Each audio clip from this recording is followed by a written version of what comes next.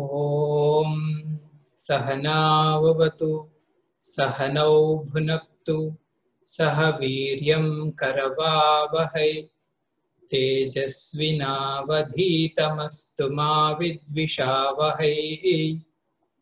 ॐ शान्ति शान्ति शान्तिः। ॐ समस्तजनकल्याणे निरतं करुणामयं नमामि चिन्मयं देवं सद्गुरुं ब्रह्मविद्वरं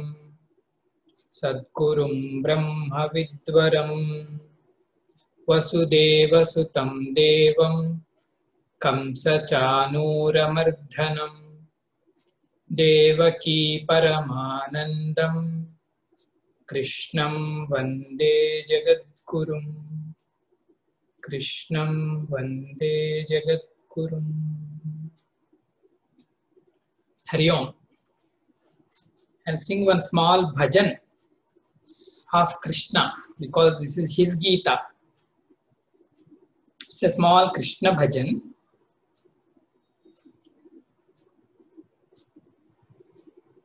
Krishna Krishna Vasudeva Krishna Krishna Vasudeva Narayana Deva Deva Narayana Deva Deva Krishna Krishna Vasudeva Krishna Krishna Vasudeva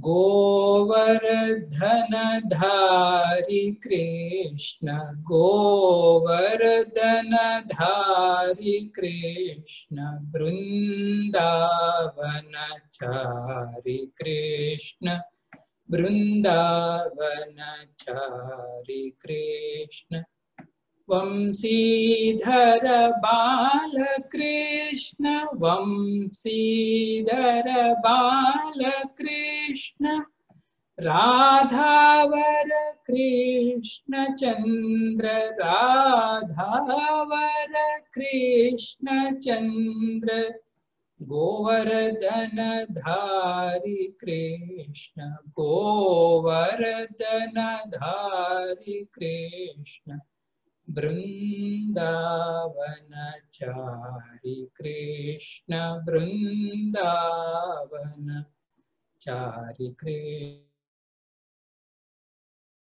Krishna Krishna Krishna Vasudeva Krishna Krishna Vasudeva Krishna Krishna Vasudeva Shri Govardhan Giridhari Krishna Bhagavan ki jai.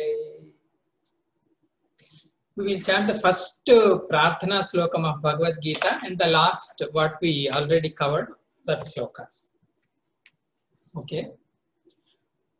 Om Pardhaya Pratibodhitam Bhagavata Narayanena Swayam Vyasena Gradhitam Purana Munina Madhye Mahabharatam Advaitaamrutavarshinim Bhagavatim Ashtadasadhyayinim Ambatva Manusandadhami भगवद्गीते भवद्वेषिणी भगवद्गीते भवद्वेषिणी।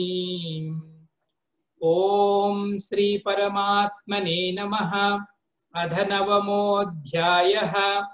राजविद्या राजगुह्य योगः। श्री भगवानुवाच इदं तु ते गुह्यतमं प्रवक्ष्याम्यनसूयवे ज्ञानं विज्ञानसहितं यज्ञात्वा मोक्षसे शुभात्। राजविद्या राजगुह्यं पवित्रमिदमुत्तमं प्रत्यक्षावगमं धर्म्यं सुसुखं कर्तुमव्ययम्। अश्रद्धदानाः पुरुषाः धर्मस्यास्य परन्तप अप्राप्य मां निवर्तन्ते मृत्युसंसारवर्त्मनि। मया ततमिदं सर्वं जगदव्यक्तमूर्तिना मत्स्थानि सर्वभूतानि न चाहं ते स्वस्थितः न च मत्स्थानि भूतानि पश्य मे योगमैश्वरम्। भूतभृन्न च भूतस्थः ममात्मा भूतभावनः। यथाकाशस्थितो नित्यं वायुः सर्वत्र गो महान् तथा सर्वाणि भूतानि मत्स्थानीत्युपधारय। सर्वभूतानि कौन्तेय प्रकृतिं यान्ति मामिकां कल्पक्षये पुनस्तानि कल्पादौ विसृजाम्यहम्। प्रकृतिं स्वामवष्टभ्य विसृजामि पुनः पुनः भूतग्राममिमं कृत्स्नम् अवसं प्रकृतेर्वशात् न च मां तानि कर्माणि निबध्नन्ति धनञ्जय। उदासीनवदासीनम् असक्तं तेषु कर्मसु मयाध्यक्षेण प्रकृतिः सूयते सचराचरम्। हेतुनानेन कौन्तेय जगद्विपरिवर्तते अवजानन्ति मां मूढाः मानुषीं तनुमाश्रितम्। परं भावमजानन्तः मम भूतमहेश्वरम्। मोघाशामोघकर्माणः मोघज्ञानाविचेतसः राक्षसीमासुरीं चैव प्रकृतिं मोहिनीं श्रिताः। महात्मानस्तु मां पार्थ दैवीं प्रकृतिमाश्रिताः भजन्त्यनन्यमनसः ज्ञात्वा भूतादिमव्ययम्। सततं कीर्तयन्तो मां यतन्तश्च दृढो व्रताः नमस्यन्तश्च मां भक्त्या नित्ययुक्ता उपासते। ज्ञानयज्ञेन चाप्यन्ये यजन्तो मामुपासते एकत्वेन पृथक्त्वेन बहुधा विश्वतो मुखम्। अहं क्रतुरहं यज्ञः स्वधाहमहमौषधम् मन्त्रोऽहमहमेवाज्यम् अहमग्निरहं हुतम्। पिताहमस्य जगतः माता धाता पितामहः वेद्यं पवित्रमोङ्कार रुक्साम यजुरेव च। गतिर्भर्ता प्रभुः साक्षी निवासः शरणं सुहृदु। प्रभवः प्रलयस्थानं निधानं बीजमव्ययम्। तपाम्यहमहं वर्षं निगृह्णामुत्सृजामि च। अमृतं चैव मृत्युश्च सदसच्चाहमर्जुन। त्रैविद्या मां सोमपाः पूतपापाः यज्ञैरिष्ट्वा स्वर्गतिं प्रार्थयन्ते। ते पुण्यमासाद्य सुरेन्द्रलोकम् అస్నంతి దివ్యాన్ దివి దేవ భోగాన్ తే తం భుక్త్వా స్వర్గలోకం విశాలం క్షీణే పుణ్యే మర్త్యలోకం విశంతి ఏవం త్రయీ ధర్మమను ప్రపన్నాః గతాగతం కామ కామాలభంతే. హరి ఓం. ఈ 21 శ్లోకాలు మనం 9వ అధ్యాయంలో చూసాం, యజ్ఞ 1 పార్ట్ 1లో. ఇప్పుడు పార్ట్ 2 అక్కడి నుంచి ఏం చెప్పుకోవాలో చూద్దాం. అయితే మర్చిపోతామేమో అని ఒక్కసారి నేను రీక్యాప్ చేస్తాను. ఏం చెప్పుకున్నాం లైట్ గా బ్రీఫ్ గా చెప్పి అప్పుడు సెకండ్ పోర్షన్ లోనికి మనం ఎంటర్ అవుతాం. రాజవిద్య రాజగుహ్య యోగాన్ని స్టార్ట్ చేసింది పరమాత్మే. ఎందుకు స్వామీజీ ఈ చాప్టర్ ని భగవంతుడి అర్జునుడి క్వశ్చన్ అడగకుండా స్టార్ట్ చేయవలసిన అవసరం ఏమొచ్చిందండి అంటే, అర్జునుడు కన్ఫ్యూజ్ అవడానికి ఛాన్సెస్ ఎక్కువ ఉన్నాయంట 8th టాపిక్ అయిన తర్వాత. 8వ చాప్టర్ లో స్వామి చెప్పిందంతా ఏంటి అంటే, జీవుడికున్న వేరు గతులన్నీ చెప్తాడనమాట ఆయన.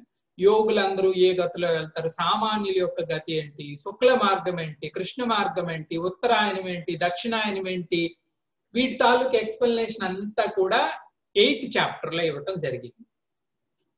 సో దీని ముందు కూడా వస్తుంది మనకి జ్ఞానం. మిగతా టాపిక్స్ ఎన్ని మనం డిస్కస్ చేస్తున్నప్పటికీ కూడా అబ్సల్యూట్ నాలెడ్జ్ ని మనం మిస్ కాకూడదు. పారమార్థికంగా భగవంతుడు భగవద్గీతలో ఏం చెప్పాలనుకుంటున్నాడో దానిని మిస్ కాకూడదు. కానీ 8th చాప్టర్ లో దానికి ఎక్కువ ఛాన్సెస్ ఉన్నాయి. అర్జునుడు అనుకోవచ్చు, ఓహో ఓంకార సాధన చేస్తే నేను గొప్ప లోకాలకు వెళ్తానేమో, లేకపోతే ఎక్కువ పుణ్యకర్మలు చేస్తే స్వర్గాది లోకాలకు వెళ్తానేమో. ఆ ఫ్రేమ్ లో అర్జునుడు పడిపోయే ఛాన్సెస్ ఉంటాయి. ఎన్ని మనం ఇంద్రలోకానికి వెళ్ళొచ్చు గాక, తపోలోకానికి వెళ్ళొచ్చు గాక, లేదు పాతాళ లోకానికి వెళ్ళొచ్చు, లేదంటే మళ్ళా మర్త్యలోకంలోనికి కూడా రావచ్చు. ఇవి ఎన్ని చూసినప్పటికీ కూడా ఇవన్నీ కూడా జీవుడి యొక్క గతులే, అజ్ఞానంతో కూడుకున్నటువంటి జీవుడి యొక్క గతులే. ఇంకా మనం బోల్డ్ గా చెప్పాలంటే దేవేంద్ర పదవి అయిన గొప్పది, చాలా ఎంతో ఉత్కృష్టమైనది అయినప్పటికీ కూడా అది పరమపదం కాదు కదండి. పరమపదం దేవేంద్ర పదవి కాదు, మరొక పెద్ద పొజిషన్ ఏది కాదు. సో ఆ పరమ పదాన్ని చేరుకోవాలి అంటే ఆయన సైడ్ ట్రాక్ వెళ్ళాం కాబట్టి మళ్ళీ ఆ ట్రాక్ లోకి తీసుకొచ్చాడు అనమాట. దాన్ని చెప్పే విద్య రాజవిద్య. ఇది రహస్యమైనది అని చెప్పాడు స్వామి. ఎందుకు రహస్యమైనది? ఒకటి మనం ఎక్స్ప్లెయిన్ చేసుకున్నాము. రహస్యమైనది ఎందుకండి అంటే ఇది స్కిప్ అవడానికి ఛాన్సెస్ ఎక్కువ. ఇది మన అందరికీ అనుభవంలో ఉన్నదే. ఈ నాలెడ్జ్ స్కిప్ అవడానికి ఛాన్సెస్ ఎక్కువ. ఎందుకు స్వామీజీ అంటే మనస్సుకు సహజంగా జగత్తులో ఉన్న విషయాలన్నిటికీ కూడా సత్యత్వాన్ని ఇవ్వడం మనకు అలవాటు. అది మన తాలూకు వాసన బలం. కానీ జగత్తుకి అధిష్టానంగా ఏదైతే ఉందో దాని వైపు మనస్సును మరలించడం కొంచెం కష్ట సాధ్యమైన పని. అందుకు ఇది రహస్యం. అందుకు స్వామి దీన్ని స్టార్ట్ చేశారన్నమాట, రాజవిద్య రాజగుహ్య యోగం. ఫస్ట్ 2 శ్లోకాల్లో పరమాత్మ ఏం చెప్తారంటే జ్ఞానాన్ని గ్లోరిఫై చేస్తారు. ఈ బ్రహ్మ విద్య యొక్క మహత్తు ఏంటో అర్జునుడికి స్వయంగా చెప్తారు ఆయన. జ్ఞానం విజ్ఞాన సహితం. హే అర్జున, విజ్ఞానంతో కూడినటువంటి జ్ఞానాన్ని నీకు నేను బోధించబోతున్నాను. తత్ఫలం ఏంటి స్వామీజీ అంటే యజ్ఞాత్వా మోక్షసే అశుభాత్. సర్వ అశుభాలకి కారణమైనటువంటి ఆ అజ్ఞానం నివృత్తి అవుతుంది. అంటే మోక్షం అంటే మహాత్ములు చెప్తారు కదండి, ఆత్మ వస్తువు అనేది నిత్య ప్రాప్త వస్తువు, ఆల్వేస్ అవైలబుల్. మరి దాన్ని తెలుసుకోవడం అంటే ఏంటి? దానికి ఆటంకపరుస్తున్న అజ్ఞాన నివృత్తి అయిందంటే తనంతట తానే ఆ జ్ఞానం షైన్ అవుతుంది, తనంతట తానే మనకి అర్థమవుతుంది. సరే, యజ్ఞాత్వా మోక్షసే అశుభాత్. అశుభం నుంచి మోక్షం కలుగుతుంది అని చెప్పాడు. అది రాజవిద్య రాజగుహ్యం, పవిత్రం, ఉత్తమం, ప్రత్యక్షావగమం. ప్రత్యక్షావగమం అంటే ఎక్కడికో వెళ్ళి తెలుసుకోవాల్సిన అవసరం లేదు. అన్ని మిగతావన్నీ ఎలా అనుభవిస్తున్నామో మన స్వరూపాన్ని కూడా అనుభవించడం అంత సులభం అంటున్నారు స్వామి. ప్రత్యక్షావగమము అంటే అది. మిగతావన్నీ ఎలాగ కష్టం వస్తే ఎలాగ అనుభవిస్తున్నామండి మన హృదయంలో నుంచి, సుఖం వస్తే ఎలా అనుభవిస్తున్నాం మన హృదయంలో నుంచి. అదే రకంగా మన స్వరూపాన్ని మన ఎక్స్పీరియన్స్ లోకి తెచ్చుకోవడం అంత ఈజీ. ప్రత్యక్షావగమం ధర్మ్యం, ఇది ధర్మానికి వ్యతిరేకమైనది కాదు. అంటే మన కర్తవ్య కర్మలు చేసుకోవచ్చు, ఉపాసనలు చేసుకోవచ్చు, ధర్మ మార్గంతో ఉండేదే ధర్మ్యం. సుసుఖం కర్తుం అవ్యయం, చేయటానికి చాలా సులభమైనది. ఏం స్వామీజీ జ్ఞానాభ్యాసంలో ఉన్న అంత ఈజీనెస్ ఏంటి స్వామీజీ అంటే, జ్ఞాన అభ్యాసానికి ఇంకొక పురోహితుడిని మనం పిలవాల్సిన అవసరం లేదు కదండి. సత్యనారాయణ వ్రతం కావాలి అనుకుంటే పురోహితుడిని పిలవాలి, లేదు తీర్థయాత్రలు కావాలండి అనుకుంటే మనకు ఫ్లైట్ ఉండాలి. ఎక్కడి నుంచో నేను తిరుపతిలో ఉండలేను. కానీ మన స్వరూపంలో ఉండడానికి దేశ కాల వస్తువులతో అవసరం లేదు. ఎక్కడ కూర్చున్నా నువ్వు చింతన చేసుకోవచ్చు, ఎక్కడ కూర్చున్నా నువ్వు భగవంతుడితోనే ఉంటావు. ఎంత దివ్యమైన ప్రాప్తి చూడండి. నిత్యము దైవ స్వరూపం ఎవరండి అంటే నేనే. సుసుఖం ఆల్ టైం. నువ్వు పడుకున్నా ఆయన కాపలా కాస్తాడు. ఎవరు? మనలో ఉన్న ఆ చైతన్య స్వరూపం. అందుకే చూడండి, నిద్రలోంచి లేసి ఏమంటాం మనం? బాగా పడుకున్నానండి అంటాం. ఈ బాగా పడుకున్నావని నువ్వు లేని స్థానంలో ఆ జ్ఞానం మనకి ఎలా తెలిసింది అంటే ఆయన యొక్క స్పృహ ఉండబట్టే. నిత్యం 24/7 ఆయన అవైలబుల్ భగవంతుడు. మనం అటు కన్ను ఇలా తిప్పటం అంతే, ఇలా తిప్పితే పరమాత్మ కనిపిస్తాడు. అటువంటిది ఇంత సులభమైనది అని కూడా కొంతమంది తెలుసుకోలేకపోతున్నారు అర్జున అని 3వ శ్లోకంలో చెప్తారు. అంటే వాళ్ళని నిందించడానికి కాదు స్వామి యొక్క అర్థం. ఇది కూడా జ్ఞానాన్ని వేరే కోణంలో నుంచి గ్లోరిఫై చేయటమే. ఏదైనా ఒక వస్తువుని పొగిడినప్పుడు మనం ఏం చెప్తాం? అబ్బా ఎంత బాగుందిరా ఆ వస్తువు అంటాం. ఈ వస్తువు ఎవరైతే దీన్ని పొందలేకపోయారో వారు అన్లక్కీ అంటాం. అన్లక్కీ అంటే వాళ్ళని నిందించటం కాదు. It should be available for everyone. అందరూ తెలుసుకోవాలి what a glory, what a glory, what a glory. తెలుసుకోకపోతే ఏమవుతుందంట? అప్రాప్య మాం. ఒక లాస్ ఏంటి అంటే వాళ్ళ హార్ట్ లో, వాళ్ళ యొక్క హృదయంలో ఉన్న ఆ దైవత్వాన్ని తెలుసుకోలేరు. అప్రాప్య మాం ఒకటి. 2 మృత్యు సంసార వర్త్మని. అగైన్ అండ్ అగైన్ దాన్ని తెలుసుకునే వరకు ఈ చక్రం ఆగదు. ఈ భ్రమణం, ఈ పరమాత్మని తెలుసుకునే వరకు బుద్ధికి చంచలత్వం పోదు. ఎంత పాలిష్ చేయనివ్వండి దానికి చంచలత్వం ఉంటూనే ఉంటుంది. మన స్వరూపం ఫుల్, నేను కంప్లీట్ అని తెలిసింది అంటే ఇంకొకటి తెలుసుకోవాల్సిన అవసరం ఉండదన్నమాట. మృత్యు సంసార వర్తమని తిరుగుతూనే ఉండాలి. ఒకటి నేను లభించిన 2. కాబట్టి హే అర్జున దీని గురించి తెలుసుకోవాలి అని. సరే బాగుంది. అప్పుడు 4-5 శ్లోకాల్లో భగవంతుడు సిస్టమేటిక్ గా తన యొక్క సత్యమైన స్వరూపమే, భగవంతుడు యాజ్ ఇట్ ఈజ్ గా ఎలా చూడాలో చెప్తున్నాడు. భగవంతుడిని అనేక రకాలుగా చూస్తాం. మతాలలో, కాలాలలో, వివిధ ప్రవక్తలలో, వివిధ దేశకాల వస్తువులను బట్టి దాని డెఫినిషన్స్ వేరువేరుగా ఉండొచ్చు. కానీ భగవంతుడు స్వయంగా తన యొక్క స్వరూపాన్ని నిర్వచనం చేశాడు.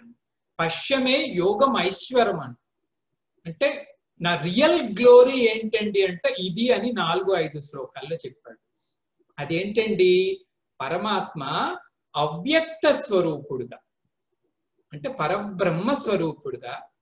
పరబ్రహ్మం అంటే నిర్గుణము, నిరామయము, నామరూపాలు లేనటువంటి ఆ దివ్యతత్వం, అన్టచ్డ్ బై ఎనీథింగ్. దాన్ని ఏది తాకలేనటువంటి స్వచ్ఛమైన బ్రహ్మ అద్వైత స్వరూపాన్ని 4th, 5th verses లో చెప్పాడు. జగత్తంతా అర్జున నా మీద ఉన్నట్టు కనిపిస్తుంది, కానీ ఇది కేవలం ఆభాస మాత్రమే. మనం భగవంతుణ్ణి, ఆ తత్వాన్ని, తత్వజ్ఞానాన్ని తెలుసుకోని అంతవరకు ఈ జగత్ అనేది ఉంది అనే సత్యంగా భాసనం. భాసనం అంటే కనిపిస్తుంది అంతే. ఎడారిలో ఎలాగైతే నీళ్లు కనిపిస్తాయో, ఎలాగైతే తాడు మీద పాము కనిపిస్తుందో, అదే రకంగా ఆ బ్రహ్మ పైన అనంత జగత్తు, వివిధ రూపాలు, వివిధ నామాలు, వివిధ గుణాలు, అన్ని రకాలైన శరీరాలు, మనస్సు, బుద్ధి, ప్రాణం, ఇంద్రియాలు, వీటన్నిటి తాలూకా విజృంభణ ఉంటది. జ్ఞానం తెలిసింది అంటే అది డిసప్పియర్ అయిపోయింది, మిగతాదంతా డిసప్పియర్ అయిపోతుంది. ఆ దివ్య వస్తువునే ఒకటే అది ఒక్కటే, ఇంకా ఆయన అని చెప్పవసరం లేదు, నేను అని చెప్పవసరం లేదు, ఉన్నది ఒక్కటే ఉంటుంది. ఆ సత్య వస్తువే నేను అని చెప్పాడు స్వామి. బెస్ట్. ఇంకా అదే అర్థమైంది అంటే ఇంకా అంత సర్వ ఉపశమనం. సర్వ ఉపశమనం అంటే ఇంకా బుద్ధి ప్రశ్న అడగదు, మనస్సు చంచలంగా కూడా ఉండదు, శాంతించిపోతుంది అంతఃకరణం అంతా. అర్థం అయితే ఆ ఒక్క వృత్తి మనకి అర్థం అవ్వాలి, డైజెస్ట్ అవ్వాలి. గురుదేవ్ ఎప్పుడు అనేవారు కదండి, we have to assimilate the knowledge and we have to digest the knowledge. ఎలా అయితే మనం అన్నం వండి మళ్ళా దాన్ని తిని దాన్ని డైజెస్ట్ చేసుకుంటే అది మనతో ఒకటవుతుంది కదండి. అన్నం కుక్కర్లో ఉన్నప్పుడు అది వేరు మనం వేరు, ప్లేట్లో ఉన్నప్పుడు అది వేరు మనం వేరు, తిన్నప్పుడు కూడా అది వేరు మనం వేరు. మరి ఎప్పుడు స్వామీజీ ఒకటవుతాయి ఏంటి అంటే అది మనలో డైజెస్ట్ అయిపోవాలి. ఇంకా డైజెస్ట్ అయిపోయిందంటే నాతో ఒకటి అయిపోయింది అనమాట. సో జ్ఞాన ఉపాసన కూడా అట్టాగుంటారు. మిగతావన్నీ జ్ఞానం ఒక్కటే డైజెస్ట్, ఈ ప్రత్యేకంగా బ్రహ్మజ్ఞానం ఒక్కటే ఆ శక్తిని కలిగి ఉంది. ఫిజిక్స్ నేర్చుకుంటే నువ్వు ఫిజిక్స్ కాలేవు, కెమిస్ట్రీ నేర్చుకుంటే నువ్వు కెమిస్ట్రీ కాలేవు, కానీ ఈ ఆత్మ వస్తువు నేర్చుకుంటే నువ్వు ఆత్మ వస్తువే అవుతావు. బ్రహ్మవిత్ బ్రహ్మ ఏవ భవతి. బ్రహ్మవిత్, బ్రహ్మను తెలుసుకున్నవాడు ఇంకొకటి కాడు, బ్రహ్మనే అవుతాడు. అది absolute knowledge, first class knowledge. తర్వాత స్టూడెంట్ అడగొచ్చు, హే భగవాన్ మీరు పరాతత్వాన్ని ఇలా చెప్తున్నారు కదా, మాకు అర్థం కావట్లేదు. అర్థం కావట్లేదంటే కారణం ఏంటంటే క్వశ్చన్ వేరే ఫ్రేమ్ లో ఉంటుంది. ఏంటంటే అంతా అయిన తర్వాత మనం ఒక క్వశ్చన్ వేస్తామంట, చాలా బాగుంది గురువు గారు తత్వం అంతా చెప్పారు, నాకు అంతా అర్థమైంది, కానీ మరి కనిపిస్తున్న జగత్ ఏంటి అడుగుతామంట గురువుని. జనరల్ గా స్టూడెంట్ అడిగే ప్రశ్న అది. అంటే బయటకి ఎక్స్ప్రెస్ చేయకపోయినా జగత్ అంతా ఉందే అంటాం. కొండలు కనిపిస్తున్నాయి, ఆకాశం కనిపిస్తుంది, నీరు కనిపిస్తుంది, మా ఇల్లు ఉంది, నా శరీరం ఉంది, ఇదంతా కనిపిస్తుంది. మీరేమో ఒకటే సత్యం అంటారు, అది కనిపించట్లేదు. ఈ రాగద్వేషాలు మైండ్ ఇవే కనిపిస్తున్నాయి అంటే ఇది second standard student, second bench student. వీడి కోసం స్వామి ఏం చెప్పాడు, హే అర్జున ప్రకృతిని ప్రకృతిని అధిరోహించి లేదా ప్రకృతిని నా ఆధీనంలో ఉంచుకొని నేను ఈ సమస్త జగత్తుకి కారకుడిని అని చెప్పాడు. ప్రకృతిని స్వామవష్టభ్య విసృజామి పునః పునః. పదే పదే పదే పదే నేను మళ్ళా సృష్టిస్తున్నాను. సృష్టి స్థితి లయ కారకుడు రెండో భగవత్ స్థానం. దీన్ని ఈశ్వరుడు అంటాం కదండి. బ్రహ్మ దగ్గర ఉన్నప్పుడు ఒకటే వస్తువు కదా, బ్రహ్మ ఒక్కటే అద్వైత స్వరూపం. అక్కడ జగత్తు లేదు, జీవుడు లేదు, ఈశ్వరుడు లేదు, ఎవ్వరూ లేదు. ఆ బ్రహ్మ వస్తువే మాయాశక్తితో కూడితే ఆయన్నే ఈశ్వరుడు అంటాం. ఈయన మళ్ళీ ప్రత్యేకమైన క్రియేషన్ ఏం కాదు. ప్రకృతి సమక్షంలో ఉన్న బ్రహ్మని ఈశ్వరుడు అంటాం. రెండో కేటగిరీలో భగవంతుడిని చూసే విధానం. ఈశ్వరుడు మాయ, లేదంటే ఈశ్వరుడు ప్రకృతి. ప్రకృతి అంటే సత్వగుణం, రజోగుణం, తమోగుణం. ఏ లోకంలోకి వెళ్ళినా ఈ మూడు గుణాలు ఉంటాయి. ఈ మూడు గుణాలని ఆధారంగా చేసుకొని ప్రకృతి అనంత జీవులని అవి అనుభవించడానికి ఫీల్డ్స్ ని దీన్ని అంతటిని కూడా క్రియేట్ చేస్తారు. ఇది రెండో స్టాండ్ పాయింట్. రెండు రకాలుగా పరమాత్మ తన యొక్క స్వరూపాన్ని చెప్పాడు. ఇంకా మూడోది ఏం చెప్తారంటే పెద్దలు, ఒకటేమో భగవంతుడిని మూడు కోణాల్లో మనం చూడొచ్చు. ఒకటి ఏంటి అంటే నిర్గుణ నిరాకార బ్రహ్మ. నిర్గుణ నిరాకార బ్రహ్మం అద్వైత స్వరూపం, రెండు లేవు. ఈ నిర్గుణ నిరాకార బ్రహ్మ సగుణ నిరాకారుడు అయితే ఆయన్ని ఈశ్వరుడు అంటాం. బ్రహ్మే ఈశ్వరుడు స్టాట్ అంటే మాయతో కూడినప్పుడు ఆయన ఎలా ఉంటాడేంటి, నిర్గుణ నిరాకారుడు ఇంకా కాదు, సగుణ నిరాకారుడు. సగుణ నిరాకారుడు అంటే ఈ సమిష్టి ఈశ్వరుడు అని వేదాంతంలో చెప్పుకున్న దేవుడికి నిరాకారం, ఆకారం ఏమీ లేదు, కానీ సగుణుడు, గుణాల సహితంగా ఉంటాడు, మాయా సహితంగా ఉంటాడు. ఇది రెండవ స్వరూపం భగవంతుడు. బ్రహ్మ ఈశ్వరుడు, ఈయన నిర్గుణ నిరాకారుడు, ఈయన సగుణ నిరాకారుడు కదండి. ఇదే ఈశ్వరుడు ధర్మ సంస్థాపనార్థం పుడితే, అప్పుడు కూడా ఎలా పుడతాడు? మాయని తన అధీనంలో ఉంచుకొని తన చక్రాన్ని తను డిజైన్ చేసుకొని పుడతాడన్న. శ్రీరాముడు, శ్రీకృష్ణుడు ఇత్యాదులు, వీళ్ళని అవతార పురుషులు అంటారు. ఇది భగవంతుడే. ఇక్కడికి వచ్చేసరికి భగవంతుడికి ఏమేమి ఉంటాయండి? సగుణము ఉంది, సాకారము ఉంది. అంటే గుణసహితుడిగా ఉంటాడు, ఒక ఆకారం కూడా ఉంటది. ఈ మూడు కూడా భగవంతుడి యొక్క స్వరూపాలు. ఒకటి నిర్గుణ నిరాకార బ్రహ్మ, రెండు సగుణ నిరాకార ఈశ్వరుడు, మూడు సగుణ సాకార పరమాత్మ.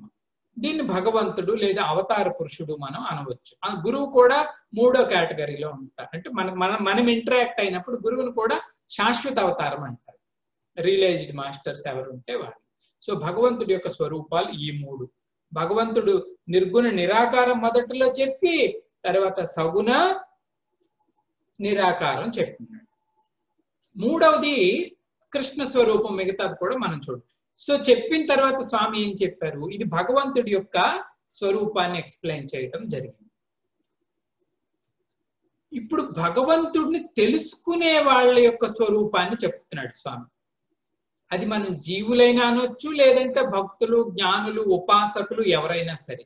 వాళ్ళల్లో ఎన్ని రకాలు ఉంటారు స్వామీజీ అంటే ఎందుకు ఇదని చెప్తున్నానంటే మనం ఎక్కడ పడుతున్నామో చూసుకోవాలా. మనం ఎక్కడ పడుతున్నామో దేవుడితో మన రిలేషన్ ఏంటో. తేజోమయానంద గారు పదే పదే చెప్తుండేవారు, స్వామీజీ ఈ డివోషన్ కానీ నాలెడ్జ్ కానీ మాలో ఇంప్రూవ్ అవ్వాలంటే ఏం చేయాలి స్వామీజీ అంటే దానికి ఆన్సర్ ఏంటంటే మనం భగవంతుడితో ఒక రిలేషన్ పెట్టుకోవాలండి. ఏ రకంగా పెట్టుకున్నా మన ఇష్ట దైవంగా పెట్టుకోండి, సద్గురువే నాకు దైవం అని పెట్టుకోండి, లేదంటే నేను ఆత్మస్వరూపాన్ని మాత్రమే ఉపాసిస్తానని సిన్సియర్ గా ఆత్మ జ్ఞాన ఉపాసన చేసిన. కానీ రిలేషన్ ఉండాలి, సిన్సియారిటీ ఉండాలి, కనెక్టివిటీ ఉండాలి దేవుడికి మనకి. సో ఆ కనెక్టివిటీలో ఉన్న వాళ్ళ కేటగిరీ కూడా చెప్పున్నాడు. అందులో మొదటి వాళ్ళ నెగిటివ్ నుంచి స్టార్ట్ అయ్యాడు పరమాత్మ. మొదటి వాళ్ళు ఎవరంట? మోహిణీం ప్రకృతిం ఆశ్రితా. కొంత రకాలైన వాళ్ళు ప్రకృతిని ఆశ్రయిస్తున్నారు. ఏం ప్రకృతిని? మోహినీం ప్రకృతిం ఆశ్రిత, డెల్యూడ్ చేసే ప్రకృతిని. మోహిణీం అంటే మనల్ని మోసపుచ్చే ప్రకృతి, మన సాధారణంగా అందరం ఉండేదన్నమాట. వాళ్ళు ఏం చేస్తారంటే స్వామి చెప్తున్నాడు, మోఘాశ మోఘ కర్మానః మోఘ జ్ఞానాః. మోఘాశ అంటే వాళ్ళ హోప్స్ అన్ని కూడా ఫ్యూటైల్, వ్యర్థమైన ఆశలు. మోఘ కర్మానః వ్యర్థమైన కర్మలు. మోఘ జ్ఞానాః వ్యర్థమైన నాలెడ్జ్. వాళ్ళు సంపాదించే నాలెడ్జ్ చాలా ఉంటది కానీ అది ఫ్యూటైల్ అంటున్నాడు స్వామి. ఏమి స్వామి, ఏమి అంత వాళ్ళని అంత డీగ్రేడ్ చేస్తున్నారు ఏం స్వామీజీ అంటే విచేతసః. విచేతసః అంటే తెలియవలసిన జ్ఞానం లేకుండా మిగతావన్నీ దాని వలన ఈ మూడు సంపాదించారు. ఏంటండి మోఘాశ, మోఘ కర్మాణ, మోఘ జ్ఞానం? బోటం లైన్ ఏంటండి అంటే ప్రపంచం నుంచి నాకు సుఖం లభిస్తుంది అనే భ్రమలో ఉండడం అండి. మోహిని ప్రకృతి ఆశ్రితం అంటే ఇది ఒకటే. నా సుఖానికి కారణం ప్రపంచం. దాంట్లో ఏదైనా నాకు ఫేవర్ గా వస్తే ఐఎమ్ హ్యాపీ, నాకు ఫేవర్ గా రాకపోతే నేను అన్హ్యాపీ. ఇది డెల్యూడ్ చేసే ప్రకృతి తాలూకా మూల బిందువు. ప్రపంచం నా సుఖ కారణం. వస్తువులు కావచ్చు, వ్యక్తులు కావచ్చు, పరిస్థితులు కావచ్చు, ఏదైనా కావచ్చు. ఇది ఒక రకం. రెండో వాళ్ళు ఎవరండి అంటే మహాత్మానస్తు మాం పార్థ. వీళ్ళు ఉత్తములు, మహాత్ములు. వీళ్ళు ఏ ప్రకృతిని ఆశ్రయించి ఉంటారు స్వామీజీ అంటే దైవీం ప్రకృతి ఆశ్రిత. వాళ్ళదేమో మోహిని ప్రకృతి ఆశ్రిత, వీళ్ళదేమో దైవీ ప్రకృతి. దైవీ ప్రకృతి అంటే ఏంటి స్వామీజీ అంటే భగవంతుడిని తెలుసుకుంది. జ్ఞాత్వా మాం భూతాదిం అవ్యయం. వాళ్ళకు తెలుసు ఏంటి, సమస్త భూతాలకి కూడా ఒక ఆది ఉంది. ఆది అంటే కారణం ఉంది. ఏదో దానంతట అది ఏది రాలేదు, నేను రాలేదు. భూత ఆదిం ఉంది. ఆ భూత ఆది కూడా ఎటువంటిది, అవ్యయం. అవ్యయం అంటే ఇంపెరిషబుల్ గాడ్. వాళ్ళకు తెలుసు. వీళ్ళు మహాత్ములు, దైవీం ప్రకృతి సత్వగుణ సంపన్నులు అన్నమాట. తద్వారా వాళ్ళు ఏం చేస్తున్నారు, ఈ జ్ఞానాన్ని సంపాదించి సతతం కీర్తయంతః యతంతశ్చ దృఢవ్రతాః నమస్యంతశ్చ మాం భక్త్యా నిత్యయుక్తా ఉపాసతే. నిత్యము నన్నే ఉపాసిస్తారు. ఎలా ఉపాసన చేస్తారు స్వామీజీ అంటే, జ్ఞాన యజ్ఞేన చాప్యన్యే ఏకత్వేన పృథక్త్వేన బహుధా విశ్వతోముఖం.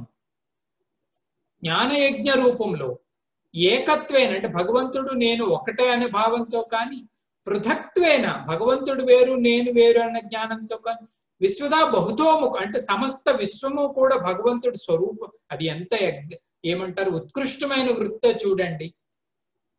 సీయ రామమయ సభజగజాన అంటాడు తులసిదాస్.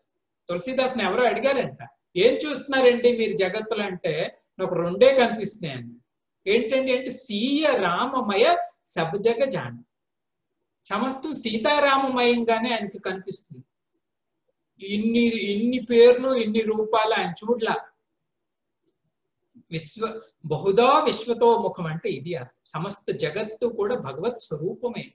ఎంత పావనమైన బుద్ధి, ఎంత మంచి సత్వ, ఎంత మంచి సాత్వికత ఉండాలి.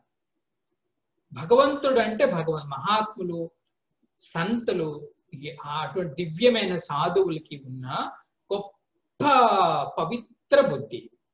ఆ విధంగా నన్ను ఉపాసన చేస్తారని పరమాత్మ ఆ ఉద్రేకంలోనే చెప్పాడో ఏం చెప్పాడో, సర్వస్వము నేనే అని ఆ వృత్తికి కనెక్ట్ చేశాడు. అహం క్రతురహం యజ్ఞ స్వధాహమహం ఔషధం మంత్రోహమహమేవాజ్యం అహమగ్నిరహం హుతం పితాహమస్య జగతః మాతా ధాతా పితామహ వేద్యం పవిత్రం ఓంకారం రుక్ సామ యజురేవచ కతిర్భర్త ప్రభు సాక్షి నివాస శరణం సుహృతు ప్రభవ ప్రళయ స్థానం నిధానం బీజం అవ్యయం తపామ్యహమహం వర్షం నిగృహ్ణామి ఉత్సృజామి చ అమృతం చైవ మృత్యుశ్చ సదసచ్చాహం అర్జున. అర్జున అంతా నేనే అంటే ఏంటో స్వామికి మరి ఆ భావన వచ్చిందేమో శ్రీకృష్ణ పరమాత్మకి. అంతా నేనే. ఒక అగ్నిహోత్రంలో ఎలా అయితే అగ్ని నేను, ఆజ్యం నేను, పురోహితుడు నేను, పూజ చేస్తున్నవాడు నేను, పూజా విధి నేను, పూజా ఫలం నేను, ఇంకేం మిగల్లా. సర్వం దైవీమయం. ఏ అర్జున నేను అది. See me like that.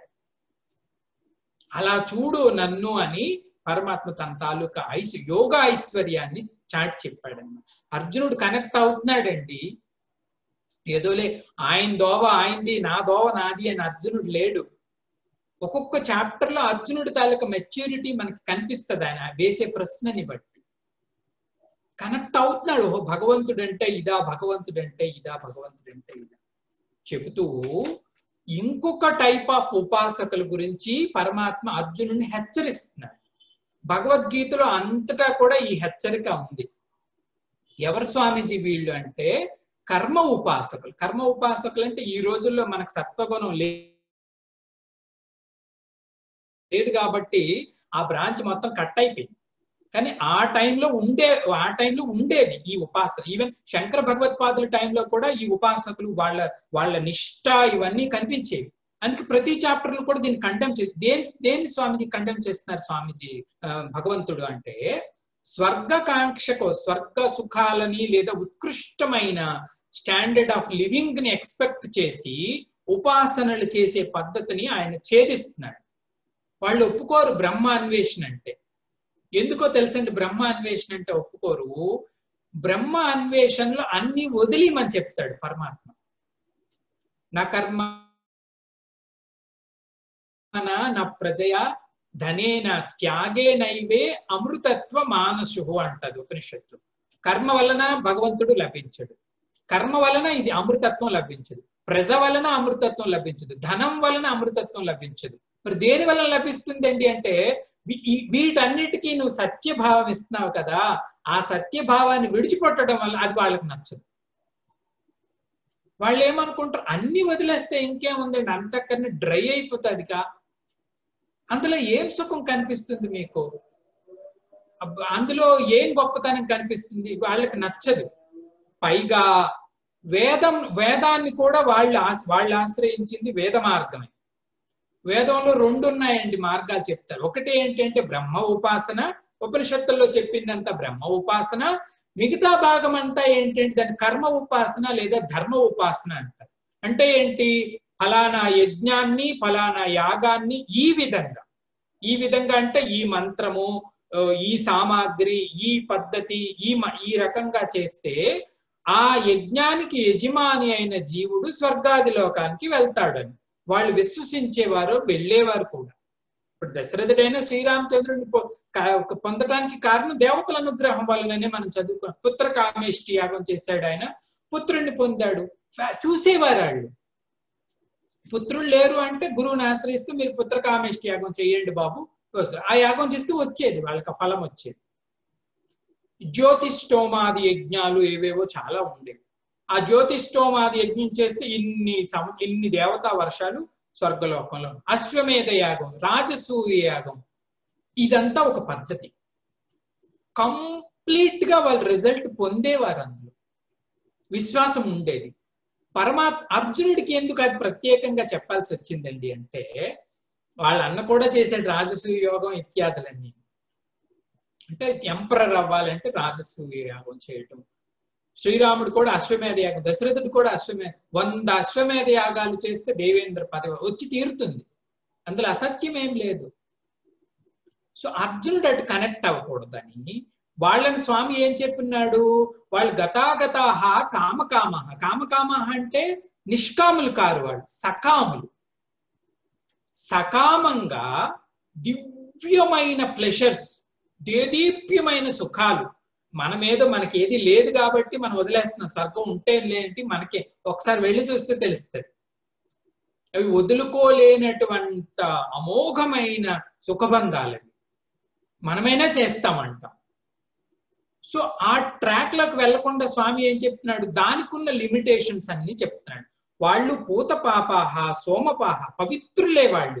కామ క్రోధ లోభ మోహ మదమాత్సర్యాలు లేని వాళ్ళు, సిస్టమేటిక్ గా యజ్ఞ విధిని ఆచరించేవాళ్ళు, పవిత్రమైన వాళ్ళు. కానీ సకాములు, స్వర్గాన్ని కాంక్షించి చేసి ఆ తత్ఫలితంగా స్వర్గానికి వెళ్తారు. మరి ప్రాబ్లం ఏంటి స్వామీజీ అంటే, క్షీణే పుణ్యే మర్త్యలోకం విశంతి.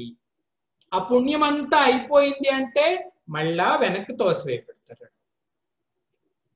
క్షీణే పుణ్యే మర్త్యలోకం విశంతి, మళ్ళా వెనక్కి వచ్చేవలసిందే, మళ్ళా కామలు కానీ ఈ చక్రం పెద్ద స్టాండర్డ్ ఆఫ్ లివింగ్ కావచ్చు గాక, కానీ కూడా అది క్షీణమైపోయింది, శాశ్వతమైన స్థానం కాదు, అది శాశ్వతమైన స్థితి కాదు అని పరమాత్మ దాన్ని కండామిన్ చేస్తున్నాడు అనమాట.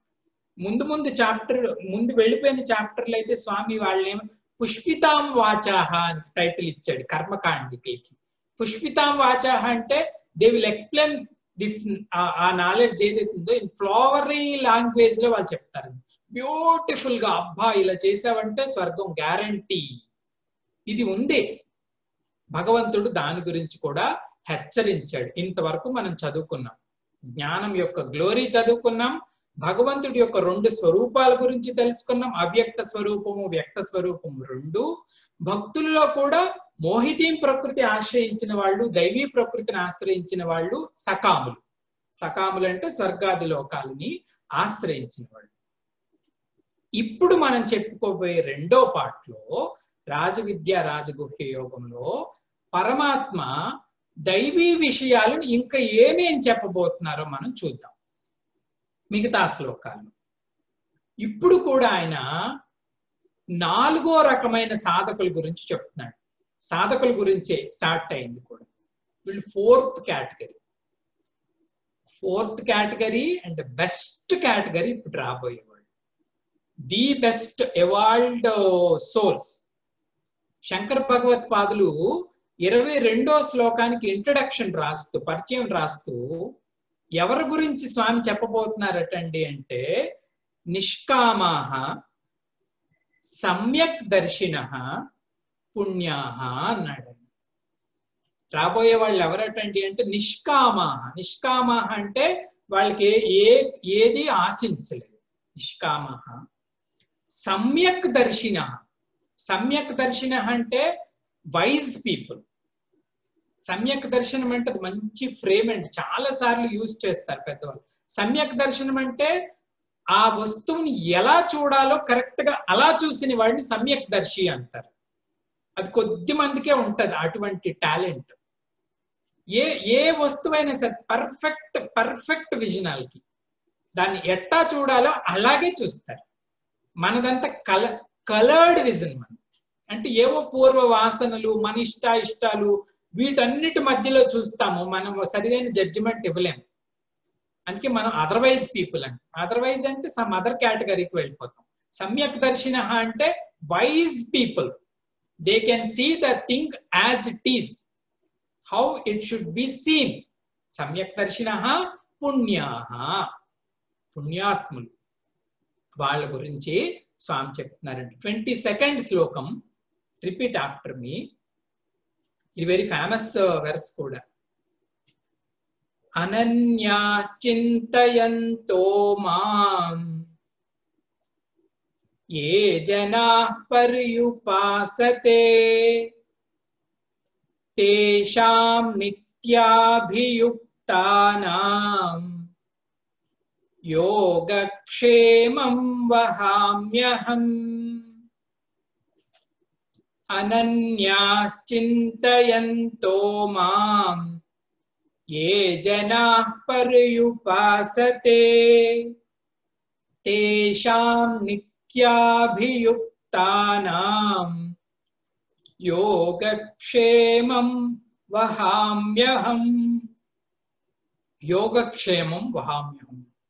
చాలా భగవద్గీతలో 4-5 శ్లోకాలు ఏవైనా మంచివి చెప్పండి అంటే ఇది ఒకటి ప్రజలు కోట్ చేస్తారు పాపులర్ గా.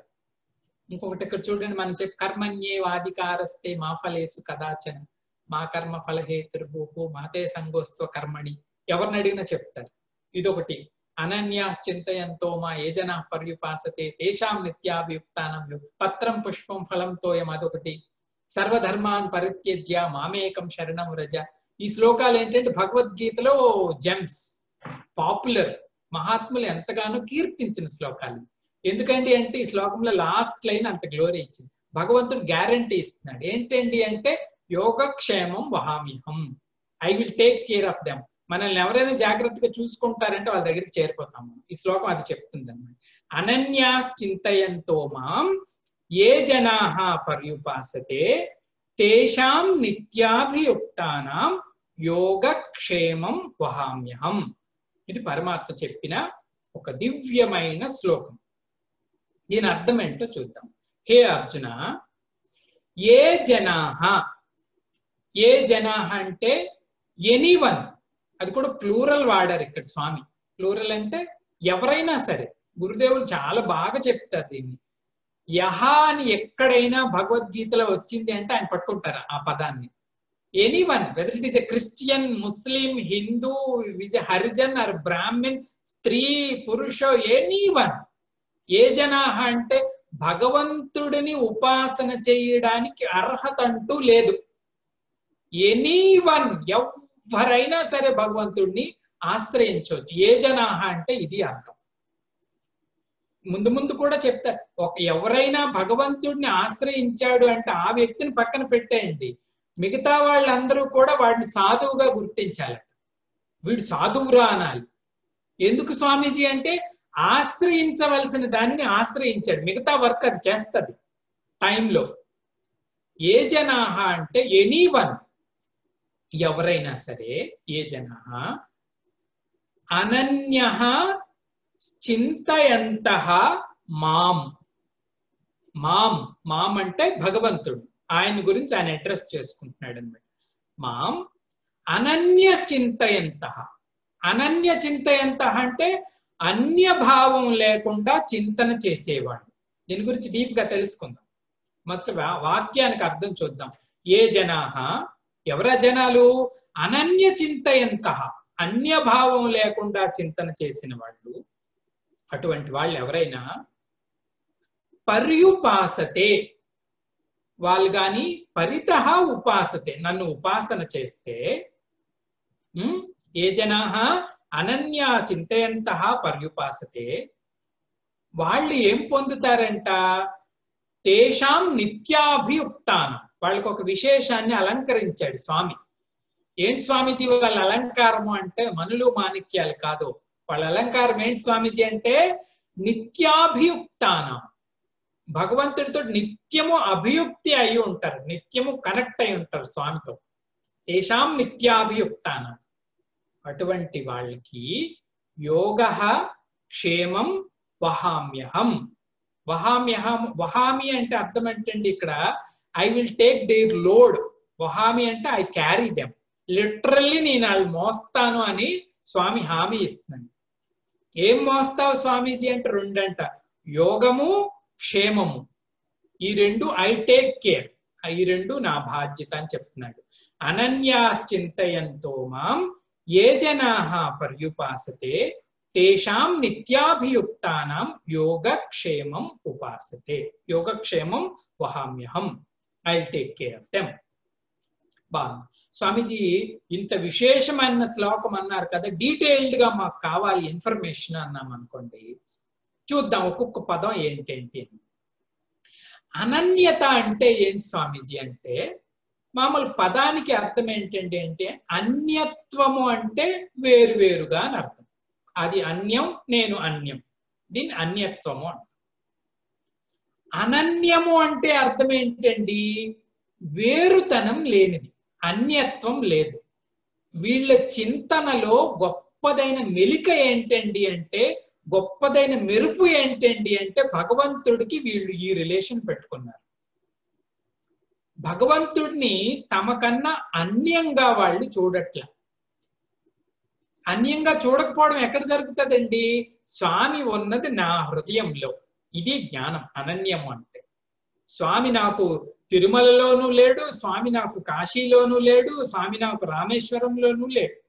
మరి భగవంతుడు ఎక్కడున్నాడయ్యా అంటే భగవంతుడు నా హృదిలోనే ఉన్నాడు. ఇది అనన్యత. అంటే తిరుపతిలో కాశీలో ఇక్కడుంటే అక్కడ ఉన్నట్టు, ఎందుకంటే వృత్తి స్టార్ట్ అయ్యింది అక్కడ. అక్కడి నుంచి చూస్తే అదే కాశీ విశ్వేశ్వరుడు, అక్కడి నుంచి చూస్తే అదే తిరుమల బాలాజీ, అక్కడి నుంచి చూస్తే అదే అమ్మవారు. అక్కడ పెట్టుకుంటాడు వాడు స్వామి. అనన్యత అంటే ఇది. అనన్య చింతన అంటే ఈ రకమైన జ్ఞానాన్ని కలిగి ఉన్నాడు. అయితే మహాత్ములు ఎంతటితో సంతోషించరు కదండి. అనన్యత అంటే అనేక మంది మహాత్ములు అనేక రకాలుగా భాష్యాన్ని చెప్పారు. నారద భక్తి సూత్రాలు అని ఒక టెక్స్ట్ ఉంది. భక్తి సాంప్రదాయానికి మనం చెప్పుకుంటాం భవిష్యత్తులో.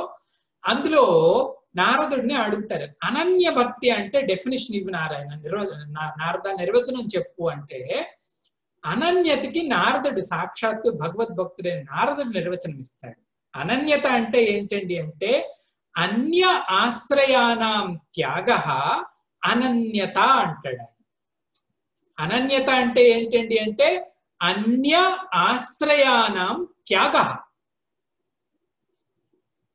అన్య ఆశ్రయం అంటే ఇంకొక ఆశ్రయాన్ని ఆయనకి లేదు. ఆయన త్యాగః అంటే హీ డ్రాప్డ్ ఆల్ షెల్టర్స్. అన్య ఆశ్రయానాం త్యాగః. మరి ఏంటి ఆయన ఆశ్రయము? భగవంతుడు ఒక్కడే ఆయన ఆశ్రయం. అది అనన్యత అని ఆయన డెఫినేషన్ ఇచ్చాడు. అన్య ఆశ్రయానం జనరల్ గా సామాన్యులు మనకు అన్ని ఆశ్రయాలే, ప్రతి అడుగుకి ఆశ్రయం ఉండాలి. ఒకసారి ఎగ్జాంపుల్ చెప్పుకున్నాం మనం. ఈవెన్ స్పిరిచువల్ క్యాంప్కి వచ్చినా మనం అడుగుతాం, నాకు ఏసీ రూమ్ కావాలి, నాకు అటాచ్డ్ బాత్రూమ్ కావాలి అంటే ఇవన్నీ మనకు ఆశ్రయాలు. ఇంత కంఫర్ట్ జోన్ లో ఉంటేనే నడుస్తాం. కొంచెం కంఫర్ట్ తగ్గింది అంటే కొంచెం బేలా అయిపోతాం అన్నమాట. కానీ వాళ్ళ ఆశ్రయం అది కాదు. సురమందిర తరు మూల నివాస. సురమందిరములైనా ఒకటే, తరు మూలం అయినా ఒకటే వాళ్ళకి. ఇవన్నీ మన ఆశ్రయాలు, వారి ఆశ్రయం భగవత్. అన్య ఆశ్రయానాం త్యాగః అనన్యత అని నారదుడు చెప్పాడు.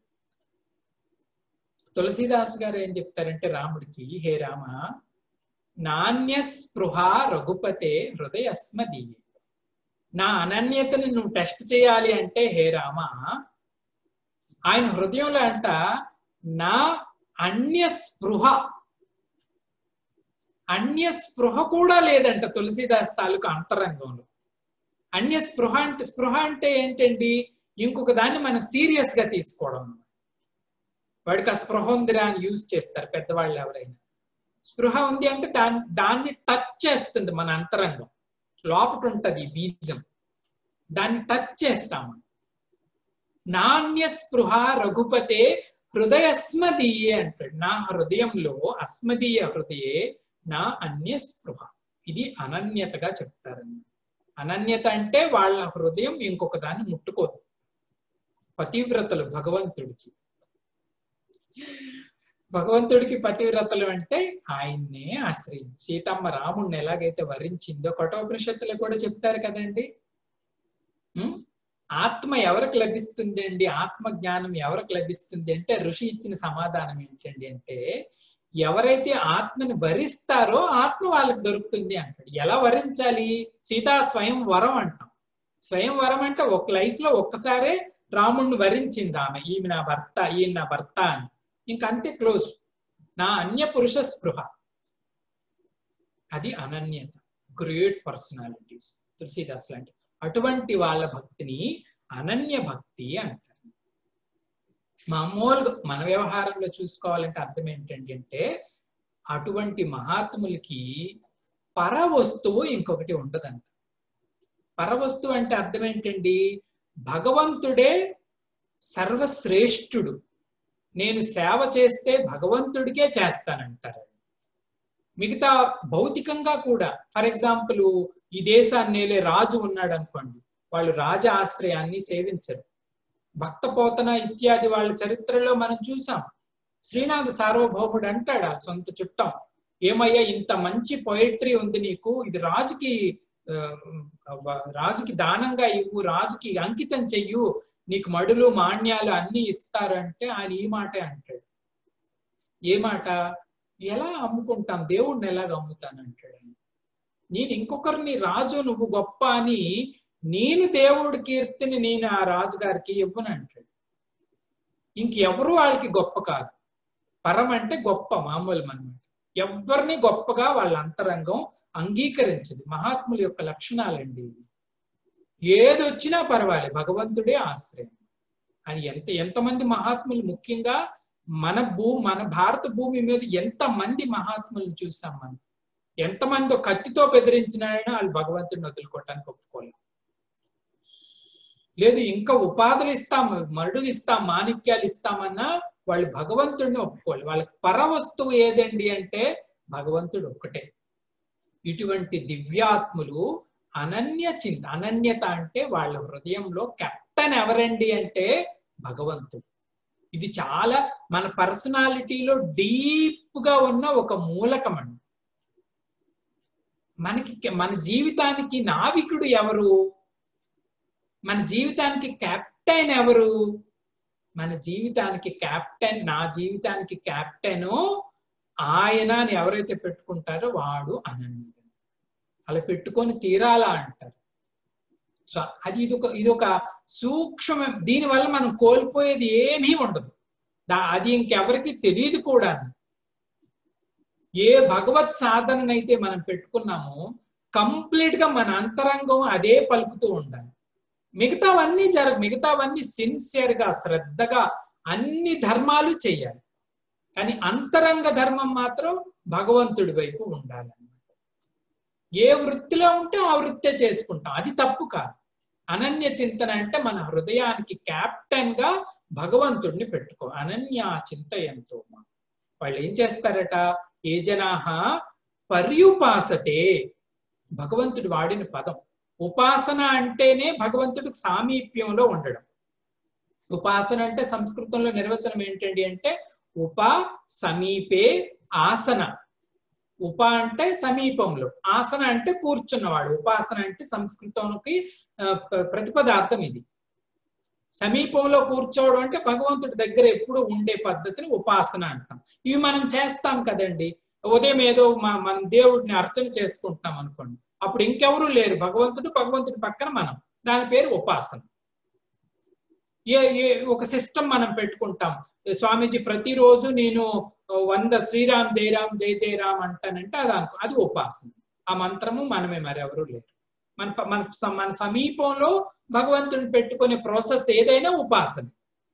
సంధ్యావందనం చేయండి, వ్రతం చేయండి, పూజ చేయండి, ఉపవాసం చేయండి. ఉపవాసం కూడా అంతే, ఉపవాసం ఆయనకు దగ్గరగా ఉండాలని, ఫుడ్కు దూరంగా ఉండడం కాదు ఉపవాసం తాలూకు నిర్వచనం. ఉపవాసం ఆయన సమీపంలో మనం వసించి ఉండడం అని అర్థం. సో ఇవన్నీ ఉపాసనలు. స్వామి ఏమన్నాడు, అనన్య చింతన చేస్తున్న భక్తులంట పరితః ఉపాసతే. పరితః అంటే ఏంటి, వాళ్ళ అన్ని సైడ్లోనూ భగవంతుడిని ఉపాసన చేస్తారు. పరితః అంటే ఇది అర్థం. పరితః అంటే అన్ని దిక్కుల భగవంతుడినే ఉపాసన చేస్తారు వాళ్ళు. అంటే వాళ్ళ ప్రత్యేకంగా పూజా మందిరంలోనే ఉపాసన కాదు, అంతా భగవత్ మహాత్ములండి వాళ్ళు. మహాత్ముల యొక్క గురించి చెప్తున్నాడు స్వామి. వాళ్ళు అన్నం తింటున్నా వాళ్ళ కన్ను భగవంతుడిని చూస్తుంది అన్నంలో. వర్షం పడుతున్నా మనం ఏమనుకుంటాము, అబ్బో వర్షం పడిందంటే మొక్కలకు నీళ్ళు పోయి ఎక్కర్లేదు అనుకుంటాం మనం. అవునా కాదా? వాడు వర్షం పడితే ఏం చూస్తాడు, ఇదంతా ఇది బ్రహ్మస్వరూపం. తపోవన్ మహారాజుని ఎవరో అడిగారట, గంగాదేవి అంటే ఏంటండి అని. ఆయన చెప్పారంటే గంగాదేవి అంటే బ్రహ్మని లిక్విడ్ ఫామ్ అన్నాడంట. ఆ పరబ్రహ్మే ద్రవ రూపంలో నా ముందు ఇలా ప్రయాణిస్తుంది. ఆయన దృష్టి అది. మనకి గంగ కనబడితే అవి పట్టుకెళ్తాము, పెద్దలకు చల్లుతాం, పూజలు చేస్తాం, నెత్తినేసుకుంటే పుణ్యం వస్తుంది, ఇదంతా మన దృష్టి. పరితః ఉపాసన అంటే వాళ్ళు చూసేది భగవంతుడే, వినేది వాళ్ళ మనసు ఆ విధమైన అలా భగవన్మయం అయిపోయింది అన్నమాట. ప్రహ్లాదుడు ఇత్యాది మహాత్ముల్లో మనం చూస్తాం. ప్రహ్లాదుడిని సముద్రంలో పడేసేటట్టు వాళ్ళ నాన్న. సముద్రంలో పడేస్తే అందరూ చెప్పారు, ఏమయ్యాడంటే మీ బాబుని నీటిలో పడేసాము, చచ్చిపోయాడని చెప్పారంట. వీళ్ళు ఏడుస్తున్నారు. ఒక పావు గంట పోయిన తర్వాత మళ్ళీ వాడు వచ్చి ఏమరా నీటిలో పడేసారు కదా, మళ్ళీ ఎలాగొచ్చావంటే నాకేం భయం నాన్న అంటాడు. ఆడు నీరు చూడగానే ఏం గుర్తొచ్చిందంట, మా స్వామి తాలూకు అత్తోరిల్లు ఈ సముద్రాన్ని గుర్తొచ్చి అపద్యంలో రాస్తాడండి. మా స్వామి తాలూకు అత్తోరిల్లు అంటే ఎవరు, లక్ష్మీదేవి పుట్టనిల్లు కదండి సముద్రం చూసి వాడికి భయం రాలా. సముద్రం చూసి మా స్వామి అత్తోరిల్లు అని గుర్తొస్తే ఇంకెవరు ఆయన నాశనం చేయగలరు. ఆడు ఏది చూసినా భగవంతుడినే చూసి, అగ్ని చూస్తే ఎక్కడో నారాయణుడే కనెక్ట్ అయ్యేవాడు. ఏది చూసినా నారాయణుడే కనెక్ట్ అయ్యి పరితః ఉపాసన ఆల్ సైడ్స్. ఉపనిషత్తుల్లో కూడా చెప్తారు కదండి, గణపతి అధర శీర్షంలో చెప్తారు అది. అదోర్ధ్వాచాత్, అది దక్షిణాత్, అది ఉత్తరాత్, అదని ధరాత్, అదే ఉంది. ఊర్ధ్వం పైన ఉంది, కింద ఉంది, ఉత్తరంలో, దక్షిణంలో, తూర్పు, పడమర, అన్ని దిక్కులో అదే ఉంది. అంటే అంత మెచ్యూరిటీ అన్నమాట భక్తిలో. అంత వాళ్ళకి సహజంగా ఏది చూసినా మనకి కూడా ఎప్పుడైనా ఇది కనెక్ట్ అయితే అవ్వచ్చు. ఎప్పుడైనా మనస్సు సాత్వికంగా ఉండి చీకు చింత లేకపోతే ఏదైనా చూసినప్పుడు మనకి దేవుడి మీద ఎక్కడైనా ఇష్టం ఉన్న వృత్తి కదలొచ్చు. ఈ గాలి వేసినప్పుడు ఆహా శ్రీకృష్ణుడి బృందావనంలో ఇలాంటి వెన్నెలే కాసిందేమో అనుకోవచ్చు మనం కూడా ఎప్పుడైనా. ఇవి పరితః ఉపాసనలకు ఉండే లక్షణం. అనన్య చింతయంతో మా ఏ జనాహ పర్యుపాసతే తత్ఫలితంగా వాళ్ళు ఏం పొందారంట, తేషాం అంటే ఆ జనాలు, నిత్యాభియుక్తానాం, వాళ్ళు రిజల్ట్ గా వాళ్ళు సంపాదించుకున్నది ఏంటండి అంటే నిత్యము అభియుక్తులై ఉన్నారంట. యుక్తము అంటే కలిసి ఉండడం, అభియుక్తం అంటే perfectly they joint with the god. Swamiji ఏంటి పర్ఫెక్ట్లీ అంటే వాళ్ళు ఇద్దరు ఫెవికాల్ పెట్టి అంటుకున్నట్ట అంటే పర్ఫెక్ట్లీ జాయిన్ అంటే అది కాదు, భగవంతుడితో ఎలా కనెక్ట్ అవ్వాలో అలా కనెక్ట్ అయ్యారు. అది అభియుక్త అంటే. మనము కనెక్ట్ అవుతాం భగవంతుడికి, కానీ ఎన్నిసార్లు ఆయన నిందిస్తామో మనకే తెలియదు. కొంచెం కష్టం వస్తే టపక్కన జారిపోతాం మనం, కొంచెం లాభం వస్తే ఆయనకన్నా మనమే గొప్ప అనుకుంటాం. ఏమండి ఇవన్నీ పర్ఫెక్ట్ గా జాయిన్ అయిన సందులు కాదు. అభియుక్త అంటే పర్ఫెక్ట్ గా జాయిన్ అయి ఉంటారు. భగవంతుడికి వాళ్ళకి అంత మంచి అనుసంధానం ఉంది. అటువంటి వాళ్ళ యొక్క హే అర్జున యోగక్షేమం వహామ్యహం, వాళ్ళ తాలూకా యోగాన్ని క్షేమాన్ని నేను నా భుజస్కంధాల మీద తీసుకుంటాను. భగవంతుడు స్వయంగా.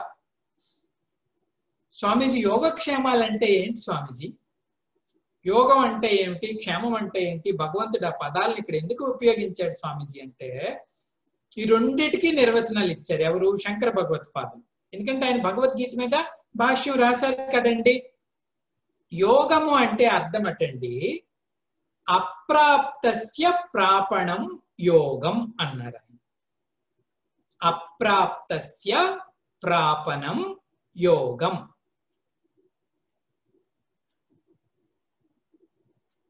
క్షేమం అంటే నిర్వచనం ఏమిచ్చారు తెలుసా అండి? తద్రక్షణం. క్షేమం అంటే క్షేమం ఇజ్ ఈక్వల్ టు తద్రక్షణం. ఇవి రెండు ఆయన ఇచ్చిన నిర్వచనాలు. బాగుంది. అప్రాప్తస్య ప్రాపణాన్ని యోగము అని ఎందుకంటారంటే చూడండి, అప్రాప్తము అంటే మన దగ్గర లేదు. అది అప్రాప్తం అంటే లేని వస్తువు అని కదండి అర్థం. అప్రాప్తస్య లేని వస్తువు, ప్రాపణం. ప్రాపణం అంటే పొందామనుకోండి, దాని పేరు యోగం అనాలి. అప్రాప్తస్య ప్రాపణం అంటే లేని వస్తువుని పొందటాన్ని యోగం అనాలి. ఒక ఎగ్జాంపుల్ నేను చెప్తాను. మన దగ్గర నిన్నటి వరకు కార్ లేదు, అప్రాప్త వస్తువు, కార్ లేదు. ఈరోజు కొన్నాం. కొంటే ఏమైంది? అప్రాప్తస్య ప్రాపణం జరిగింది. అప్పుడు ఏ పదం మనం వాడతామండి? వీడికి వాహన యోగం కలిగిందిరా అంటాం.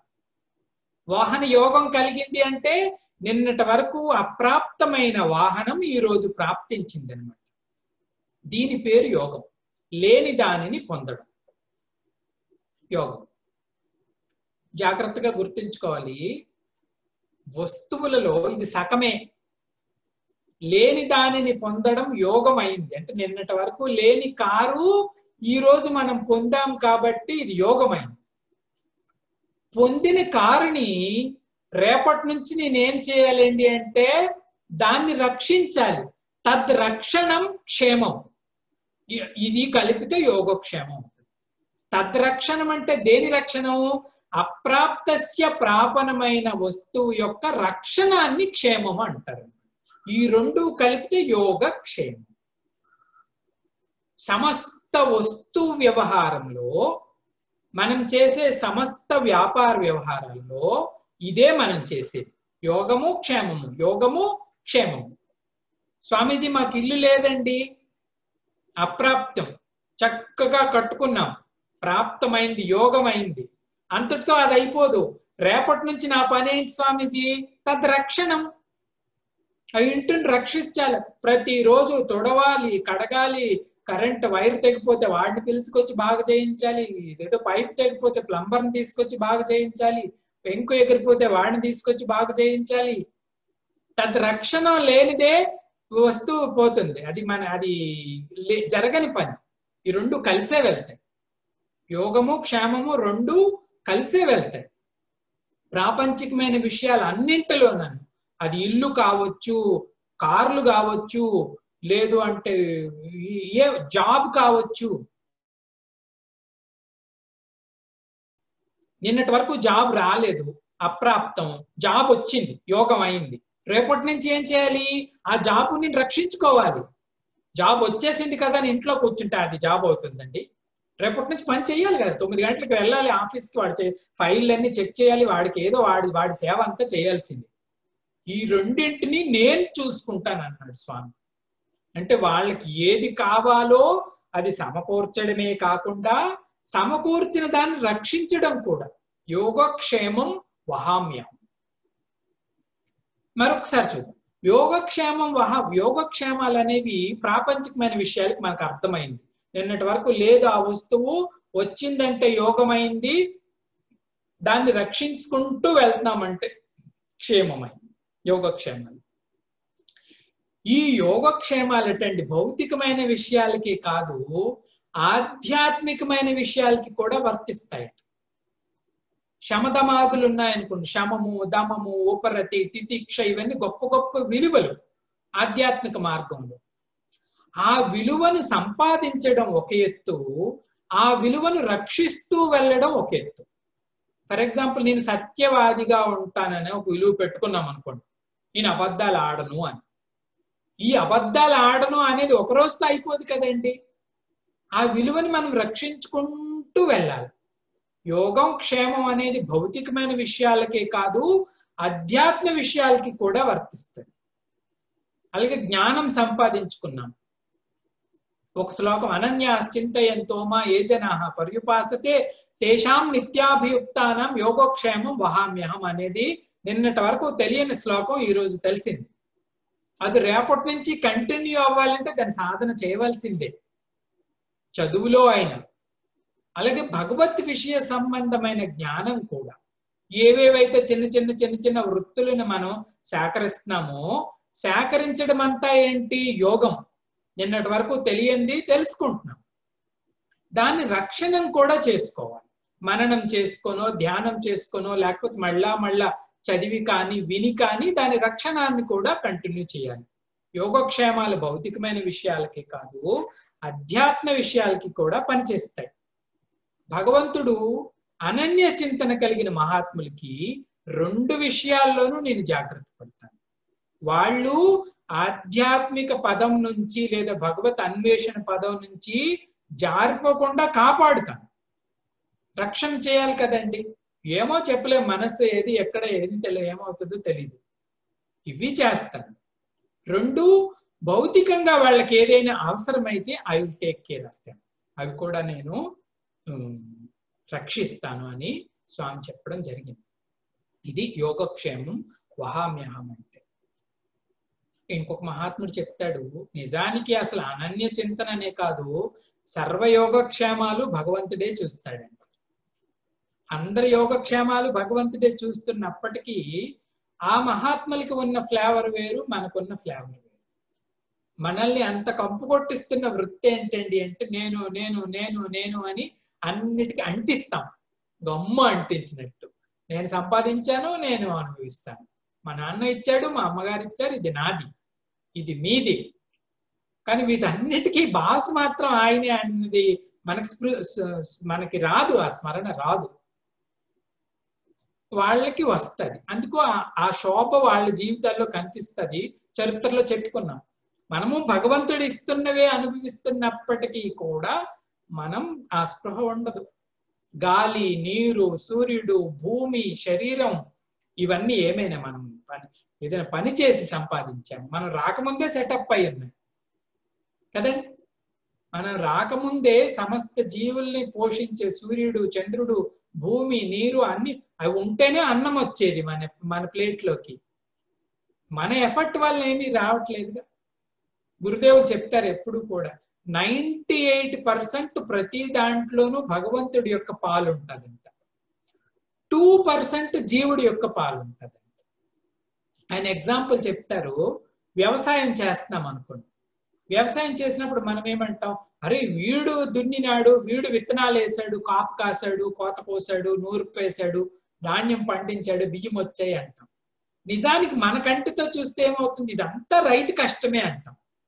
కానీ అక్కడ 2% రైతు ఎఫర్ట్ ఉంటుందంట, 98% భగవంతుడు రీసోర్సెస్ అండి. వీడు ఇంత పని చేశాడు కదా, అంతా బాగా ఉంది, ఇదంతటికీ చేయడానికి భూమి ఉండాలా లేదా అంటే భూమి ఉండాలి స్వామీజీ. అది ఎవరిదండి? నీరు ఉండాలి స్వామీజీ. ఎవరిదండి అది? విత్తనం ఉండాలి స్వామీజీ. ఎవరిదండి అది? ఏమైనా మనం క్రియేట్ చేసామా అండి? ఒక ధాన్యం గింజ వేస్తే దాంట్లోంచి 100 ధాన్యం గింజలు వచ్చేస్తున్నాయి. నువ్వు పెట్టలేదు, నేను పెట్టలేదు, అది పరమాత్మ పెట్టింది. టైంకి వర్షం పడాలి.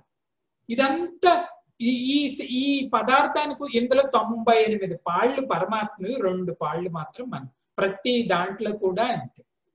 మనం బట్ట కట్టుకుంటున్నా, మన శరీరం కట్టుకుంటున్నా, పాలు తాగుతున్నా, ఉద్యోగం చేస్తున్నా, డబ్బు సంపాదిస్తున్నా, మీ డబ్బులో కూడా 98% దేవుడిది, 2% మీది అట మరి మహాత్ములు చెప్తున్నారు. సో కాబట్టి యోగక్షేమం వహామ్యహం అంటే అన్నింటినీ కూడా సమకూర్చేది అది ఆయనే. ఇంకొక మహాత్ములు చెప్తారు, జనరల్ గా భగవంతుడంట మనందరికీ అవసరమైనవి ఫ్రీ ఆఫ్ కాస్ట్ లో పెట్టాడటండి.